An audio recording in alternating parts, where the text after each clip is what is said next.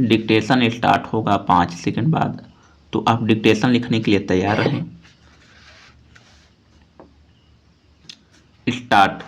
माननीय उपसभापति जी, लाभ के पद के मौजूदा कानून में संशोधन करने वाले इस बिल पर अपने विचार प्रकट करने के लिए मुझे आपने जो मौका दिया है उसके लिए मैं आपका शुक्रिया अदा करता हूं। श्रीमान, जब यह विधेयक पहली बार सदन में माननीय गृह मंत्री जी द्वारा 2010 में प्रस्तुत किया गया था, तभी मैंने उस विधेयक का विरोध किया था और आज जब यह संशोधित रूप में पुनः इस सदन में प्रस्तुत किया गया है, इस रूप में भी मैं अपने दल की ओर से इसका विरोध करता हूं। महोदय, उस समय हमने इस सदन के माध्यम से सरकार को यह चेतावनी दी थी कि आज देश में समाज के शुभचिंतकों और आम जनता में सरकारों के बारे में सोच अच्छी नहीं है। इस देश की जनता के मन में आज की सरकारों पर विश्वास नहीं रह गया है।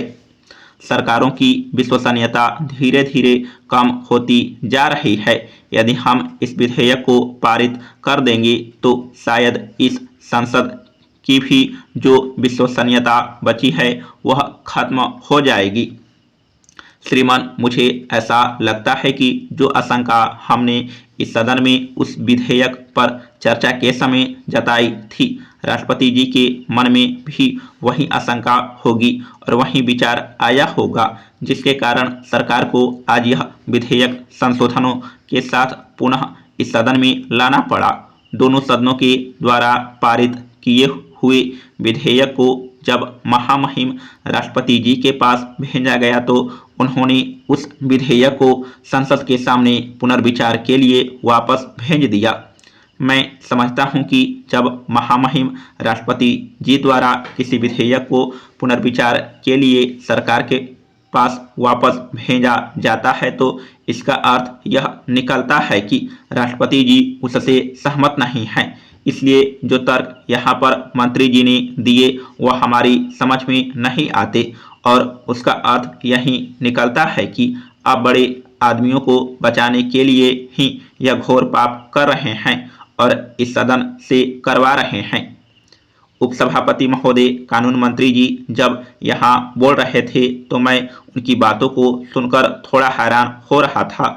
उन्होंने इस सदन में कई तर्क दिए। हमारे मंत्री जी कानून के विद्वान हैं, इसलिए मैं उनको जवाब या सफाई देने के लिए यहाँ खड़ा नहीं हुआ हूँ, लेकिन मुझे इस बात का आश्चर्य हुआ कि हमारे देश में संसदीय लोकतंत्र है।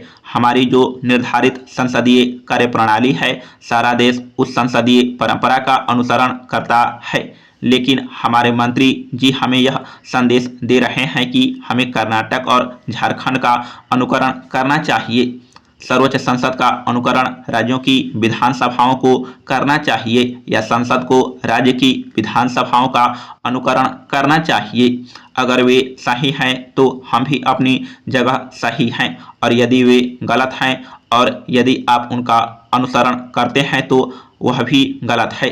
मैं आपके माध्यम से मंत्री जी से यह प्रार्थना करता हूं कि आज आपने जो इस सदन में कहा, आप सदन की कार्यवाही के उस वक्तव्य को पढ़ेंगे तो आप उसे पढ़कर स्वयं भी हंसेंगे।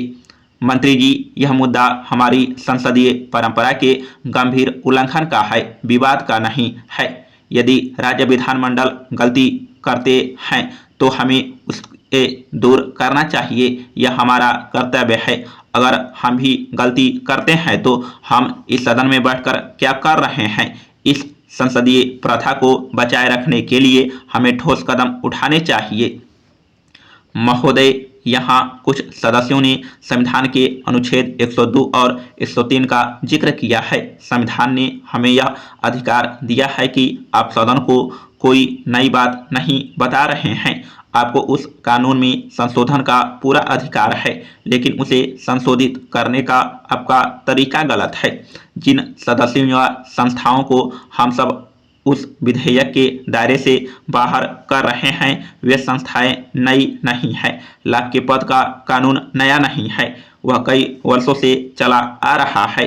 इस विधेयक से संबंधित संसदीय समिति में भी दोनों सदनों के 45 सदस्य शामिल हैं, लेकिन जब उन सदस्यों की नियुक्ति की गई तब उनको इस बात की जानकारी भी नहीं थी कि हमारे देश में लाभ के पद का कानून भी है और वे उसका उल्लंघन कर रहे हैं और लगातार करते आ रहे हैं।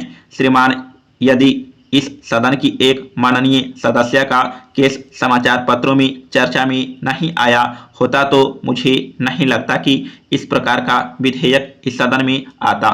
समाप्त।